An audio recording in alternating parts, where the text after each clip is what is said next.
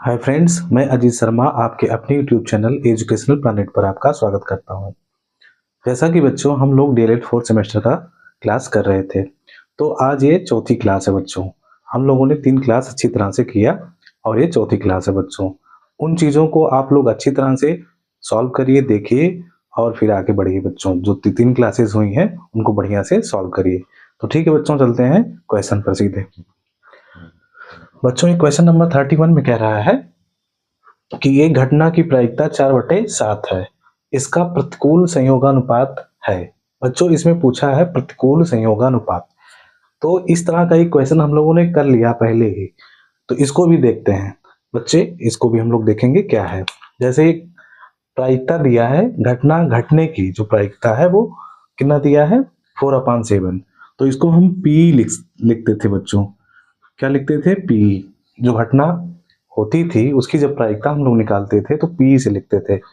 और ये दिया है कितना, 4/7 दिया है।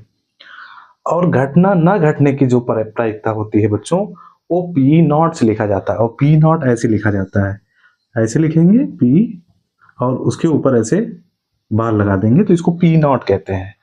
तो घटना ना घटने की प्रायिकता जो होती है पी नॉट होती है। और इसको कैसे निकालते हैं, 1 से घटना घटने की प्रायिकता को निकाल देंगे तो ना घटने की प्रायिकता आ जाएगी। तो इसमें से इसको निकालेंगे, इसका इसमें मल्टीप्लाई कर लीजिए, इसको सब्ट्रैक्ट कर दीजिए। 7 1 7, 7 से 4 गया तो 3/7। ये बच्चों घटना ना घटने की प्रायिकता है। और जो प्रतिकूल संयोगानुपात होता है, पीई/पीई नॉट का रेशियो होता है बच्चों। तो जो प्रतिकूल संयोगानुपात जो पूछा है, अगर हम इसको निकालना चाहेंगे, प्रतिकूल संयोगानुपात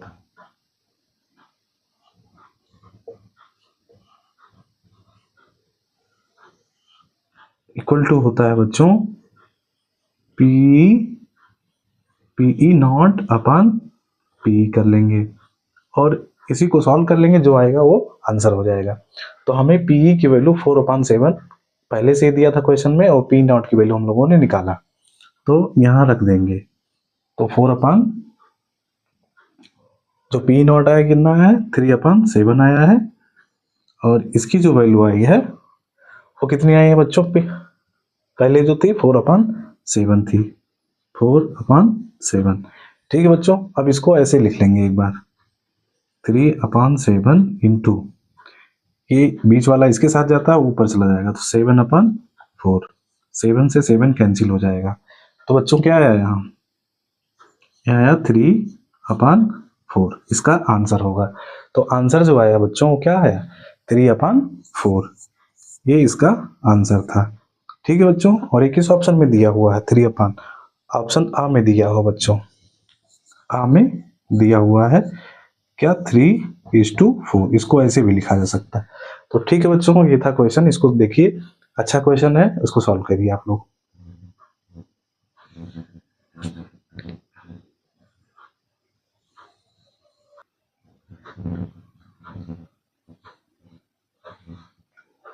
बच्चों क्वेश्चन नंबर 32 है, इसमें कह रहा है, ट्रिग्नोमेट्री का क्वेश्चन है, आसान है, काफी आसान है।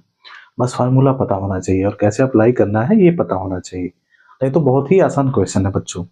इसमें कह रहा है 1 माइनस साइन स्क्वायर ए इंटू 1 प्लस टेन स्क्वायर ए का मान निम्न में किसके बराबर है। ये ऑप्शन में दिया है, उसमें पूछ रहा है किसके बराबर है। तो इसको बच्चों हम लोग सॉल्व करेंगे, फिर इसको बताएंगे, हम लोग ऑप्शन से चेक करेंगे किसके इक्वल आ रहा है।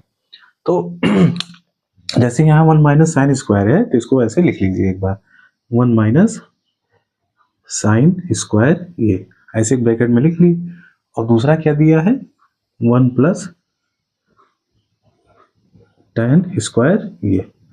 अब बच्चों 1 माइनस साइन स्क्वायर है, ये किसी का फार्मूला होता है, तो हम लोग जानते हैं, अगर आप थोड़ा सा ध्यान दिए हो तो ये आइडेंटिटी होती है, sine square A plus cos square A equal to बच्चों होता है 1।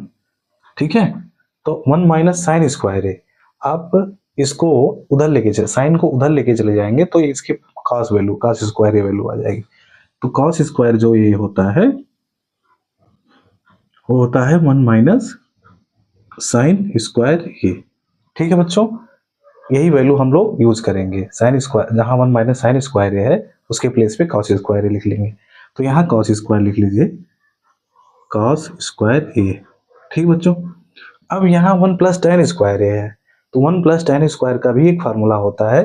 ये इधर फार्मूले हैं बच्चों, क्या होता है 1 plus tan square A equal to होता है सेक स्क्वायर ए। सेक स्क्वायर ये बच्चों, तो इसके प्लेस पे हम सेक स्क्वायर ए लिख लेंगे। तो यहाँ सेक स्क्वायर ए लिख लीजिए, सेक स्क्वायर ये। अब जो दो अपोजिट होते हैं बच्चों, सेक स्क्वायर ए को क्या लिखा जा सकता है 1 अपान कॉस स्क्वायर ए लिखा जा सकता है। तो इसको ऐसे रहने देंगे, इंटू इसको लिख लीजिए 1 अपान कॉस स्क्वायर ए। ठीक है बच्चों, अब देखिए इससे ये हो जाएगा कैंसिल, तो आया कितना 1 आया। लेकिन ऑप्शन में 1 आंसर नहीं दिया हुआ है, उसमें अलग अलग करके दिया है। जैसे इसमें क्या दिया है साइन ए दे दिया है, तो साइन ए इसकी वैल्यू होगी नहीं। दूसरा ऑप्शन है साइन जीरो, तो साइन जीरो की वैल्यू जीरो होती है। साइन 90 बच्चों यही सही होगा, जो साइन 90 होता है, साइन 90 जो होता है उसकी वैल्यू 1 होती है, और यही ऑप्शन में सही हो जाएगा। ऑप्शन 7 जो है इसका वो सही आंसर है बच्चों। ठीक है, ये था क्वेश्चन। फिर अगले क्वेश्चन पे चलते हैं बच्चों।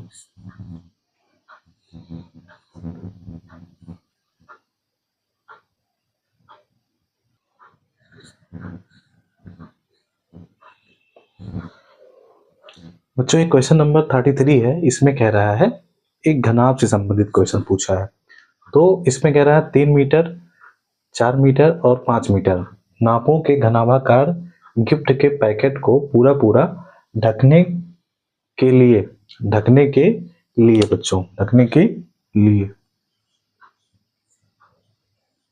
न्यूनतम कपड़े की आवश्यकता होगी।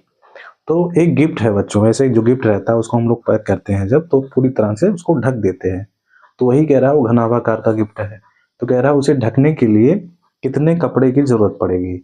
तो इसके लिए हम लोग क्या करेंगे बच्चों, पूरे पृष्ठ को ढकने के लिए उसका संपूर्ण पृष्ठफल निकालेंगे। संपूर्ण पृष्ठों का क्षेत्रफल आपको पता होना चाहिए, और वो जो फार्मूला होता है घनाभ के संपूर्ण पृष्ठ का क्षेत्रफल, वो क्या होता है बच्चों, हम यहाँ से सोल्यूशन निकालेंगे। हम सोल्यूशन जो होगा वो होगा घनाभ का संपूर्ण पृष्ठ का जो क्षेत्रफल होता है बच्चों, क्या होता है 2 ब्रैकेट में L B plus B H plus H L होता है बच्चों। क्या होता है 2 ब्रैकेट में L B plus B H plus H L. यही ला के वैल्यू रख लेंगे, कैलकुलेट कर लेंगे और सीधा सीधा आंसर निकल जाएगा बच्चों। तो 2 पहला जो होता है ये लेंथ होता है, दूसरा ब्रेथ है, तीसरा क्या है हाइट है। तो एल बी का 3 का 4 में मल्टीप्लाई करेंगे तो बच्चों क्या हो जाएगा 3 4 जा 12, ये 12 आ जाएगा। 4 का 5 में मल्टीप्लाई करेंगे, ये ब्रेथ है ये हाइट है, तो 4 का 5 में करेंगे तो कितना आएगा 20 आ जाएगा। एच एल, एच यहाँ है और एल यहाँ है, तो 5 का 3 में करेंगे तो 5 3 जा 15 हो जाएगा बच्चों। कितना हो जाएगा 15। इसको ऐड कर लेंगे और फिर 2 से मल्टीप्लाई कर देंगे। अब 20 और 12 32 हो जाएगा, और उसमें 15 ऐड करेंगे 32 में तो 47 हो जाएगा बच्चों। कितना होगा 47। और इसका जब मल्टीप्लाई करेंगे तो 2 7 जा 14, 2 4 जा 8 9। अब बच्चों ये एरिया है तो इसकी यूनिट मीटर है, क्योंकि ये मीटर में दिया था तो मीटर स्क्वायर होगी। किस में होगी मीटर स्क्वायर। अभी 94 किस किस ऑप्शन में दिया बच्चों, सा ऑप्शन 100 में दिया है। ऑप्शन सा जो होगा इसका राइट आंसर होगा। तो ठीक है बच्चों, ये था क्वेश्चन। फिर अगले क्वेश्चन पे चलते हैं।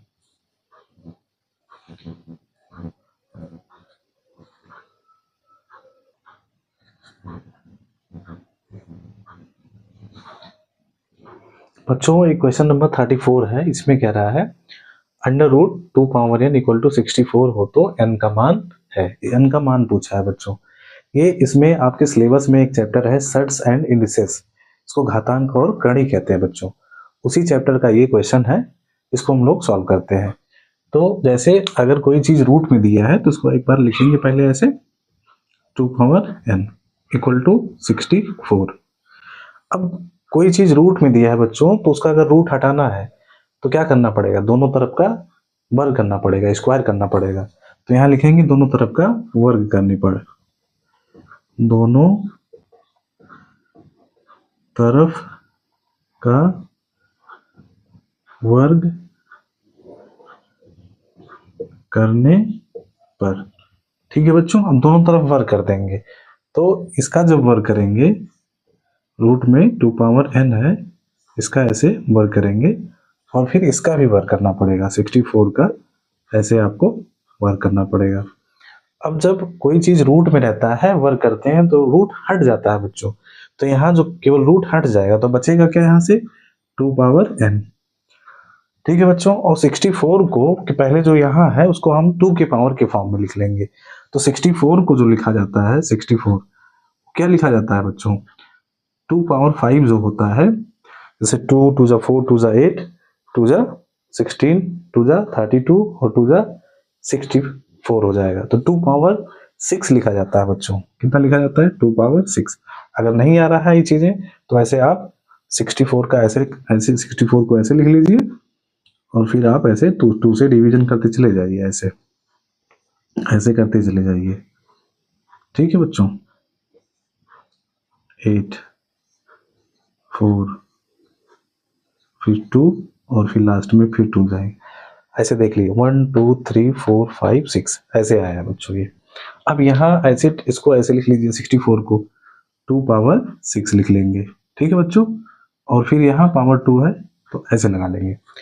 अब एक फार्मूला और होता है बच्चों, सर्ट्स एंड इंडिसेस। जब आप लोग आगे किसी दिन मैं ऐसा एक क्लास ले लूंगा, पूरा ये खत्म हो जाएगा पूरा चैप्टर। तो अगर ऐसे कहीं लिखा हो 2 पावर m लिखा हो और पावर n लिखा हो, तो जो पावर्स होते हैं उनका मल्टीप्लाई हो जाता है बच्चों। तो ये हो जाता है 2 पावर m इंटू n, ऐसे हो जाता है। ये रूल्स है, तो यही रूल यहाँ अप्लाई होगा। तो यहाँ 2 पावर n है और ये 2 पावर 6 2 जा 12 हो जाएगा। अब जब बेस सेम होते हैं तो पावर कंपेयर कर लिए जाते हैं बच्चों। तो यहाँ जो n की वैल्यू आएगी वो क्या आएगी, 12 आ जाएगी बच्चों, और यही आंसर हो जाएगा। एग्जाम में पूछा, एक क्वेश्चन पूछा गया है एग्जाम में 2022 में, एक क्वेश्चन आ चुका है बच्चों और 21 ऑप्शन में है। ऑप्शन दा में आपका राइट आंसर दिया हुआ है। ठीक है बच्चों, फिर अगले क्वेश्चन पे चलते हैं।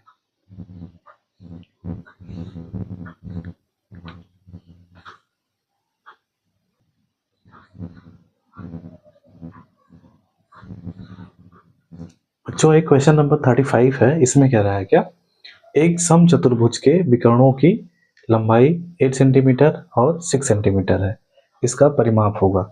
परिमाप पूछा है बच्चों, सम चतुर्भुज का परिमाप पूछा है। तो सबसे पहले ये पता होना चाहिए सम चतुर्भुज होता क्या है। तो सम चतुर्भुज एक ऐसा चतुर्भुज होता है बच्चों जिसकी सारी साइडें क्या होती हैं, इक्वल होती हैं, लेकिन इसमें जो विकर्ण होते हैं वो इक्वल नहीं होते हैं। विकर्ण क्या होते हैं बच्चों, विकर्ण एक दूसरे को 90 डिग्री पर कट करते हैं। ये प्रॉपर्टी अगर आपको पता है तो आप बहुत ही आसानी से क्वेश्चन कर लेंगे। तो बच्चों पहले एक समचतुर्भुज बनाएंगे और वहां विकर्णों को शो करेंगे और फिर हम उससे उसकी साइड निकालेंगे, और जब साइड निकल जाएगी तो हम लोग जानते हैं कि जो समचतुर्भुज होता है उसके चारों साइड आपस में क्या होते हैं बच्चों, इक्वल होते हैं, और फिर उसे ऐड कर लेंगे, आंसर आ जाएगा। तो देखिए समचतुर्भुज एक ऐसा चतुर्भुज होता है इसकी अपोजिट साइड्स क्या होती है बच्चों, अपोजिट साइड्स इक्वल होती हैं और पैरेलल होती हैं। क्या होती है, और बड़ा बनाते हैं बच्चों थोड़ा सा, जैसे मान लेते हैं कि ये समचतुर्भुज है, ऐसे बना लीजिए। ठीक है बच्चों, ये साइड अपोजिट साइड जो होती हैं इक्वल होती हैं और पैरेलल भी होती हैं। ठीक है, सभी साइडें, सॉरी अपोजिट तो होती ही होती हैं लेकिन सभी साइडें आपस में इक्वल होती हैं। और इसके जो विकर्ण होते हैं बच्चों, ये यहाँ से अपोजिट जो सीड्स को मिलाने वाली जो यह रेखा है, यह लाइन है, और यहाँ, ठीक है बच्चों, ये दो विकर्ण होते हैं और दोनों विकर्ण एक दूसरे को किस पे काटते हैं, 90 डिग्री पे कट करते हैं। किस पे कट करते हैं, 90 डिग्री पर, और समद्विभाजित करते हैं बच्चों। मीन्स यहाँ से लेकर अगर मानते हैं ये वो है तो ये और ये आपस में इक्वल होते हैं। जैसे इसको अगर ए बी सी और डी, अगर इसको ए बी सी डी मानेंगे तो जो ओ बी होगा वो ओ डी की इक्वल होगा और ओ ए ओ सी की इक्वल हो जाएगा बच्चों। ठीक है, अब इसमें कह रहा है विकर्णों की लंबाई 8 सेंटीमीटर और 6 सेंटीमीटर है। तो मान लेते हैं कि जो बी डी है वो कितना है, 8 सेंटीमीटर। तो ये दोनों इक्वल होते हैं तो दो इक्वल पार्ट में ये बढ़ जाएगा, तो इतना आ जाएगा, ये 4 आ जाएगा, और ये भी बच्चों क्या आ जाएगा, 4 आ जाएगा। मीन्स ओडी की जो लेंथ होगी 4 होगी, ओबी की लेंथ भी 4 होगी। सेम उसी तरह से ये 6 सेंटीमीटर, एसी जो है वो 6 सेंटीमीटर है, और हम लोग जान रहे हैं कि जो एओ है और ओसी आपस में इक्वल है, तो ये भी दो इक्वल पार्ट में बढ़ जाएगा।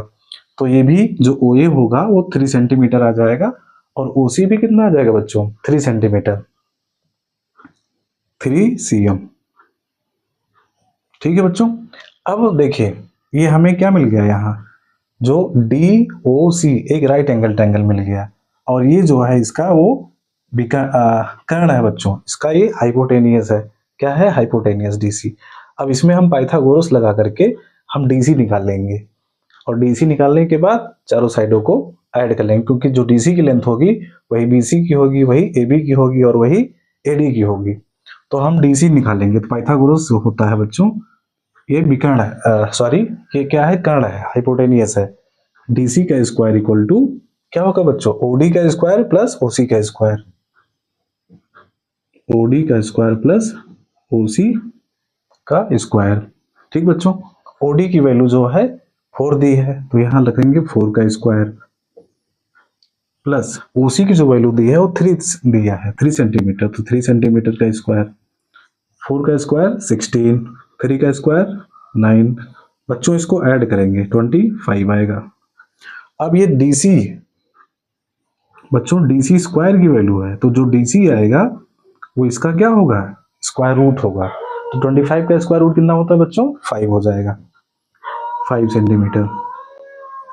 अब ये 5 आ गया बच्चों, क्या आ गया, 5 ये आ गया, और सभी साइडें इक्वल है, तो ये 5 है तो ये भी 5 होगा, ये भी 5 होगा, ये भी 5 होगा। तो इसका परिमाप पूछा है, तो जो परिमाप होगा बच्चों, परिमाप क्या होगा बच्चों, 4 इंटू भुजा होगा, क्या होगा, 4 इंटू भुजा। तो क्या करेंगे बच्चों, 4 में 5 का मल्टीप्लाई कर लेंगे, तो ये आ जाएगा 20 सेंटीमीटर इसका परिमाप होगा बच्चों। ये ऑप्शन किसमें दिया है, ऑप्शन सा में दिया हुआ बच्चों, इसका राइट आंसर हो जाएगा। ठीक है बच्चों, तो चलते हैं अगले क्वेश्चन में, इसको देखिए एग्जाम में आ सकता है क्वेश्चन।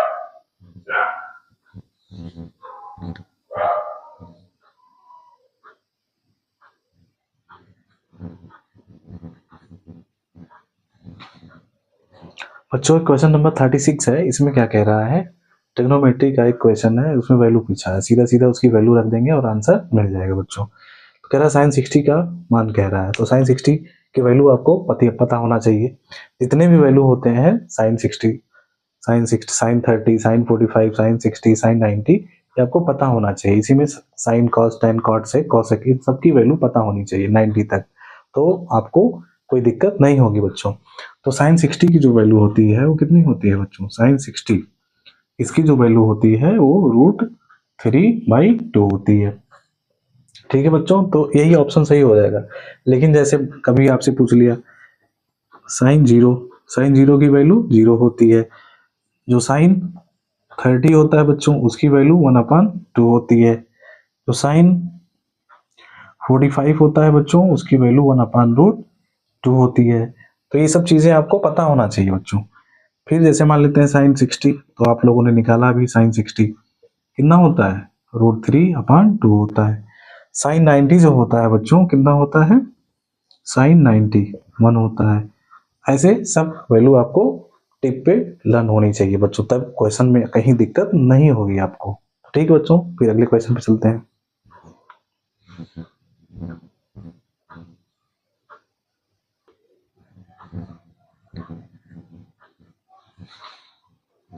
बच्चों एक क्वेश्चन नंबर 37 है, ये घनमूल से संबंधित क्वेश्चन है। कह रहा है 1331 का घनमूल है।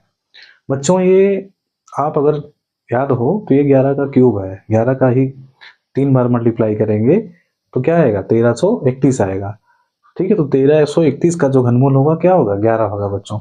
लेकिन गुणनखंड मेथड से, आप जिसको फैक्टर मेथड भी कहते हैं, इससे हम कैसे निकालेंगे, देखिए ध्यान से। 1331 ऐसे हम लिख लेंगे, ऐसे लिख लिए।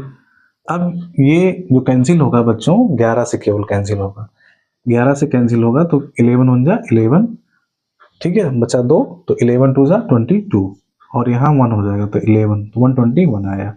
फिर 11 से ले जाएंगे तो 11 टाइम जाएगा बच्चों, ठीक है, फिर 11 से ले जाएंगे तो ये 1 टाइम। अब इसमें 3 3 के जोड़े बनते हैं, 11 इंटू 11 इंटू 11, तो ये कितनी बार, 3 3 का, तो यही इसका 11 क्या हो जाएगा बच्चों, घनमूल हो जाएगा। और किस ऑप्शन में दिया हुआ है बच्चों, ये ऑप्शन द में दिया हुआ है, ऑप्शन द इसका राइट आंसर हो जाएगा। ठीक है बच्चों, अगले क्वेश्चन पे चलते हैं।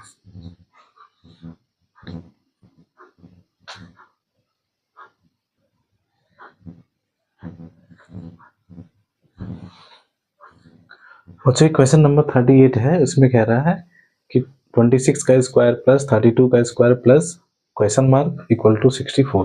तो ये क्वेश्चन मार्क की वैल्यू पूछा है बच्चों। तो ये बच्चों स्क्वायर से संबंधित क्वेश्चन है। जैसे स्क्वायर भी आपको आना चाहिए, जैसे अभी आप सुपर टेट वगैरह हो सकता हो इस साल के अंत में आपको देखने को मिले, आप लोग अपनी कमर कस लीजिए बच्चों, देखने को मिलेगी ही मिलेगी वैकेंसी।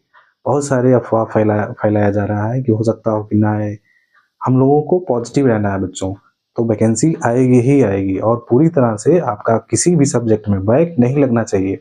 आप अच्छी तरह से पास करिए अच्छे मार्क्स से, ताकि आप वैकेंसी में बैठ सकें बच्चों। और ये उसी संबंधित क्वेश्चन है, जैसे कह रहा है, तो आपको 30 तक का स्क्वायर आपको लर्न होना चाहिए। अभी आप सुपर टेट में बैठेंगे तो जब ये सारी चीजें लर्न होंगी, स्क्वायर लर्न होगा, क्यूब लर्न होगा, तो आप बहुत तेजी से क्वेश्चन को टैकल करेंगे, बहुत अच्छी तरह से करेंगे। तो ये बच्चों क्वेश्चन कह रहा है 26 का स्क्वायर जो होता है वो होता है बच्चों कितना, 676 होता है, 676, ठीक है। 26 दो बार मल्टीप्लाई करेंगे तो यही आएगा। 32 का जो स्क्वायर होता है बच्चों वो होता है 1024, ठीक है, दो बार मल्टीप्लाई करेंगे यही आएगा। ये नहीं पता है तो इसको हम क्या मान लेंगे बच्चों, x मान लीजिए इसको। और 64 का जब स्क्वायर करेंगे तो ये आएगा 4096 आता है बच्चों, दो बार मल्टीप्लाई करेंगे आपको तो मिल जाएगा बच्चों ये 4096, ठीक है बच्चों। अब इन दोनों को अगर ऐड करेंगे 1024 में, इसको ऐड कर लीजिए तो 6 4 10 0 7 2 9 1 10 0, और 6 में 0 ऐड करेंगे तो 6 होगा, 1 कैरी है 7 हो जाएगा, और बच्चों एक यहाँ हो गया, ठीक है, 1700 आ गया, प्लस x करिए इक्वल टू ये 4096 हो गया। अब इसको हम उधर ले जाएंगे तो x की जो वैल्यू आएगी बच्चों वो 4096 से आप इसको सब्ट्रैक्ट कर दीजिए, चाहे तो ऐसे नीचे भी लिख सकते हैं बच्चों, 700, इसको सब्ट्रैक्ट कर लीजिए तो 0 9, यहाँ 10 है, 10 से 7 निकलेगा तो 3 होगा, या यहाँ 3 बचा, 3 से 1 निकलेगा तो 2 बचा, तो ये आपका आंसर आया बच्चों 2390, 23,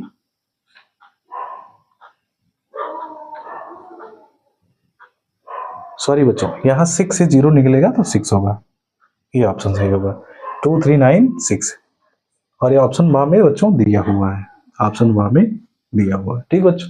फिर अगले क्वेश्चन पे चलते हैं हम।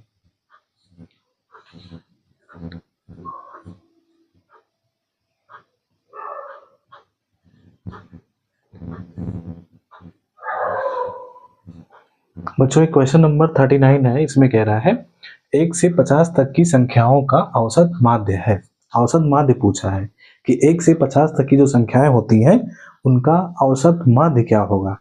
तो बच्चों आपको ये पता होना चाहिए कि औसत कैसे निकालते हैं, उसका फार्मूला क्या होता है, औसत निकालने का फार्मूला क्या होता है। तो जो औसत होता है वो क्या होता है, पदों की संख्या बटे सॉरी पदों का योगफल बटे पदों की संख्या होता है। लेकिन 1 से 50 तक की संख्याओं का आपको योग पता होना चाहिए, तो उसका योग निकालने का भी फार्मूला है। क्या होता है बच्चों? प्रथम n संख्याओं का योग जो होता है, प्रथम n संख्याओं, यहाँ बच्चों प्राकृतिक संख्याएं भी लिख सकते हैं। प्रथम n संख्याओं का योग का जो फार्मूला होता है बच्चों, वो होता है n इंटू n प्लस 1/2। ठीक है बच्चों, n क्या है? जैसे 1 से 50 तक कितनी संख्या है? 50, तो n की वैल्यू 50 है, यहाँ रख देंगे तो योग निकल जाएगा। और फिर औसत निकालना है, तो जब योग निकल गया तो 50 से फिर डिवाइड कर देंगे तो हमें संख्या मिल जाएगी बच्चों। तो यहाँ n की वैल्यू जो है 50 है, तो 50 इंटू, अब यहाँ रखेंगे 50 और प्लस 1 51 हो जाएगा, अपन 2 हो जाएगा। ठीक है बच्चों, इसको सॉल्व जब करेंगे तो कितना आया? 25। कितना आया? 25। इसको अभी ऐसे रहने दीजिए बच्चों, मल्टीप्लाई भी मत करिए क्योंकि आगे अभी कैलकुलेशन है। ठीक है, ये योग आएगा, अगर इनका मल्टीप्लिकेशन करेंगे तो योग आएगा। अब औसत पूछा है बच्चों, क्या पूछा? औसत माध्य। औसत माध्य जो पूछा है वो क्या हो जाएगा बच्चों? योग बटे संख्या। क्या होगा? योग बटे संख्या। ठीक है बच्चों, योग इतना है 25 इंटू 51, ये योग है। और जो संख्या है वो कितनी है बच्चों? 1 से 50 तक 50 है, तो यहाँ 50 लिख देंगे। अब इसको कैंसिल कर देंगे, 25 × 25, 25 2 × 50। अब 2 से इसको जब डिवाइड करेंगे बच्चों तो ये क्या आएगा? 25.5 आएगा, 25.5 इसका आंसर होगा। और किस ऑप्शन में दिया है बच्चों? ऑप्शन बा में दिया हुआ है। कहाँ दिया है? बा में। ठीक है बच्चों, तो ऐसे इसको करना था, इसलिए हम यहाँ कैलकुलेशन नहीं किए ताकि कैंसिल हो जाए। ठीक है, फिर आगे क्वेश्चन पे हम लोग चलते हैं बच्चों।